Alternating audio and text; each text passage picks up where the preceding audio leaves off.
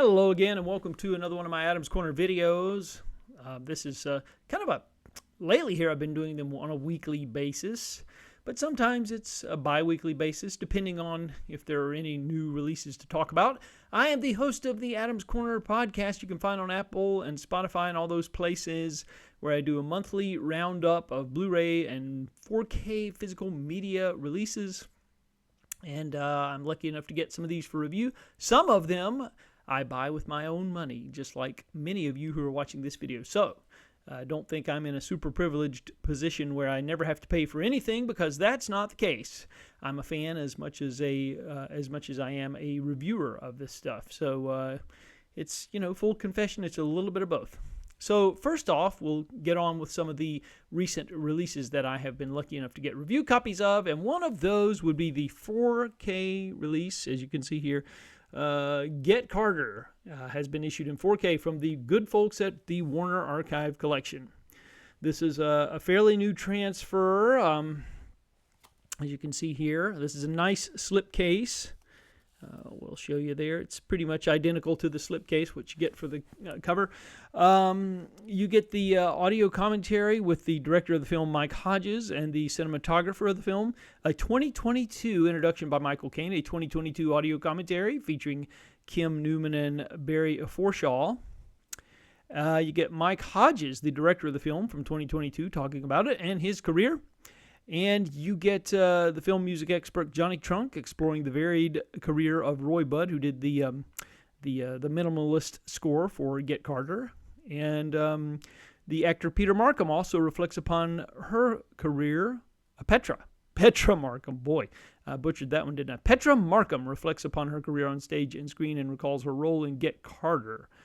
And Tony Klinger recalls and evaluates the career of his brother, Michael Klinger, who's the producer of Get Carter. So that's what you get in terms of extras. It's a nice set here.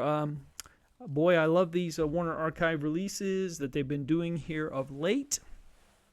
And they've been doing some great work putting out these 4K discs. It's the third one. They did High Society, and they did The Searchers, and they've got another release coming up in 4K. I'm drawing a blank right now. I know what it is on the tip of my tongue, but so many of these things come and go, but I'm sure it'll be great, just like the other ones. Another 4K release. We talked about Airport 75, 77, and 79 in the last video. Well, I finally got my review copy of the original 1970 Airport. This was an Oscar nominee for Best Picture, and it did win an Oscar for Helen Hayes in the Best Supporting Actress role. This is from a 4K scan of the 35mm interpositive reduction element. This was originally, I believe, in 70mm showings, I believe. So it's kind of interesting that they chose to do a 4K scan of the reduction element. But, hey, I'm sure it looks great. The other ones did. This one is written for the screen and directed by George Seaton, of course, who adapted from the novel by Arthur Haley. This is the longest of the series, 2 hours, 17 minutes. And not a lot happens in the way of disaster-type hijinks until well into the second half of the film. And so it's a lot of soap opera trimmings, subplots going on during the first hour of the film. Dean Martin is in this, of course. Jacqueline Bisset, George Kennedy, who would appear in all of these films, Van Heflin, Barry Nelson, Lloyd Nolan, Dana Winter, Barbara Hale, Maureen Stapleton. Great cast, but like I said, not a lot happens in terms of if you're looking for the disaster-type stuff. You have to hang on for a little bit. It's a little slower paced than some of the later efforts, but nevertheless, great to have this. Audio commentary by film historian and writer Julie Kurgo and author and screenwriter C. Courtney Joyner. Boy, my tongue is just tripping all over itself today. Theatrical trailer.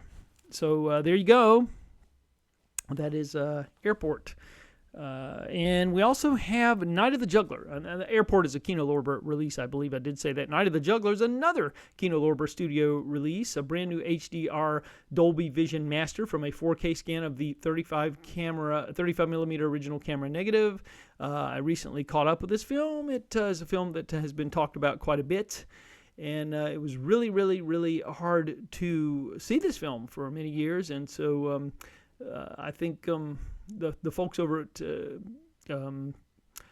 Kino Lorber, it was a labor of love for them to get this out. The director of the film was originally Sidney J. Furie, and he was replaced by Robert Butler. This is basically the story of a man played by James Brolin who's not happy with the fact that his daughter was kidnapped, and he intends to do something about it. And Cliff Gorman is the kidnapper in this film.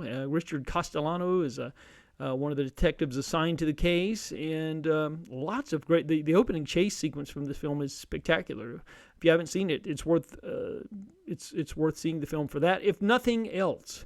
But anyway, this is a new, like I said, a 4K scan of the original 35mm camera negative. For the first time ever, this was never on DVD nor Blu-ray, and now we have it in 4K Ultra HD Night of the Juggler.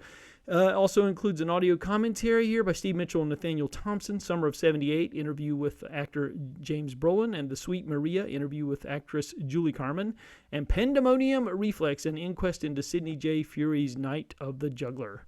And so, yeah, those are the latest releases I have received from the good folks at Kino Lorber Studio Classics. Now, for the rest of this video, for the next couple of moments here, I'm going to talk about a store, an online store that a lot of you watching this video may have done business with. I know I have. Orbit DVD over in Asheville, North Carolina. It's about 2 hours from where I live.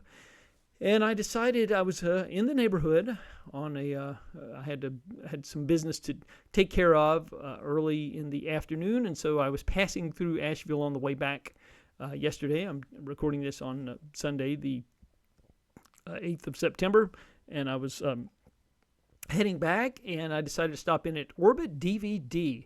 And they, of course, their online store is amazing if you've ever checked it out. I've ordered stuff from them, but I wanted to see what their retail store looked like. Well, it was pretty amazing, folks. And if you're anywhere near the Asheville, North Carolina area, you certainly want to check out Orbit DVD. They have an entire section devoted to import discs from around the world, and it's quite something to behold. And of course, they have tons of domestic releases. They have some really good deals on things that are, just used or just weren't selling for whatever reason. And so you can get, and we'll start things off by talking about that. I picked up this 4K box of True Romance. As you can see, this is the one with the booklet in it. Now, I received review product from Arrow Video, of course, but I only received the check discs. I don't get these with the packaging and all of this. So I didn't get this.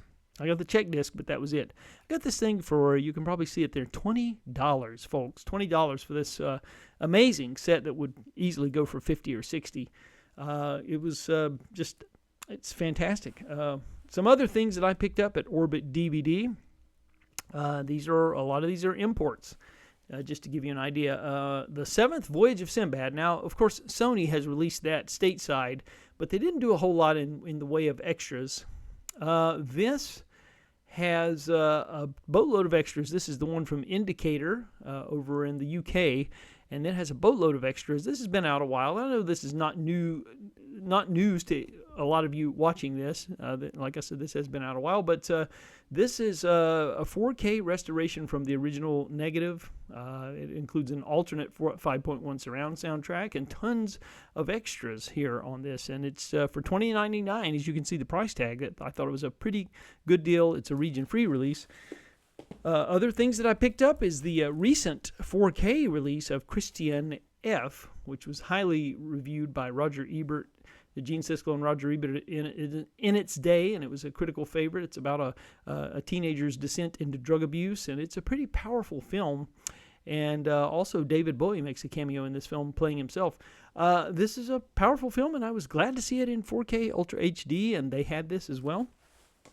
Also, Second Sight has recently released Martin, the George Romero's classic film. This is yet to be released stateside, and so I'd been meaning to pick it up, so I did. George Romero's Martin, and they had plenty of copies of this.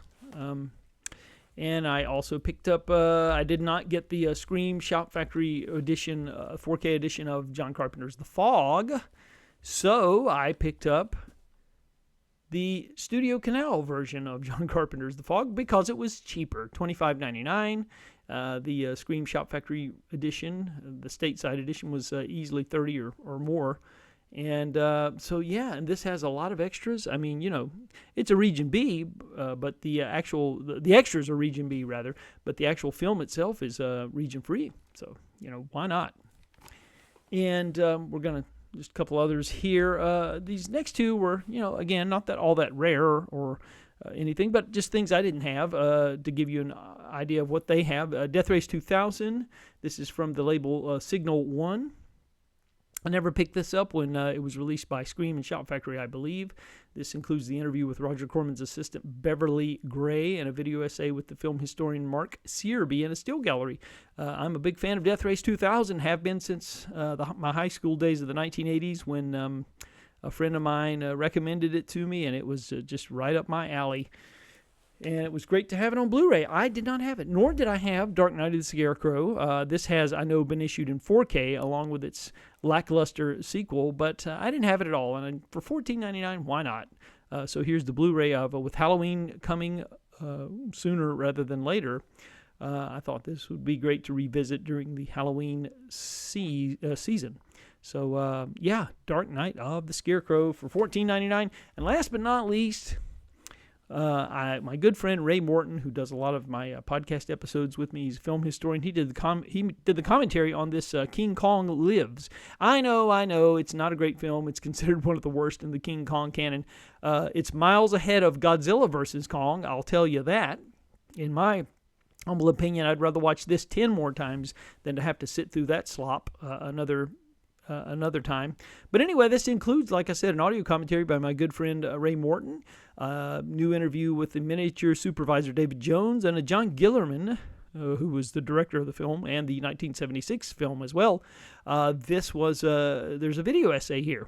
So, yeah, this was an Umbrella Entertainment release from down in Australia, and so, yeah, it was nice to get this. I've been meaning to pick this up, and I kept thinking maybe they would put it out stateside, but they have yet to do that. So, anyway, just a few things that I picked up over at the retail store at Orbit DVD. There were a few other things that my partner picked up for me as a Christmas gift. I'm not going to get them for a couple of months, but there were a few things I wanted, and I had a budget. And so she said, well, I'll get these others for you for Christmas, and so maybe we can talk about those at another time. But anyway, they have soundtrack albums. They had the original soundtrack from Body Double on vinyl, a 2-record set, that kind of stuff. They even had CED discs there. So if you are, like I said, anywhere near the Asheville, North Carolina area, I would recommend going to visit the retail store of Orbit DVD. That's enough for this video. Thanks for watching. Those of you who do and follow me, thank you for the comments. I really enjoy what you have to say, and I love hearing your thoughts. So until the next time, keep those discs spinning.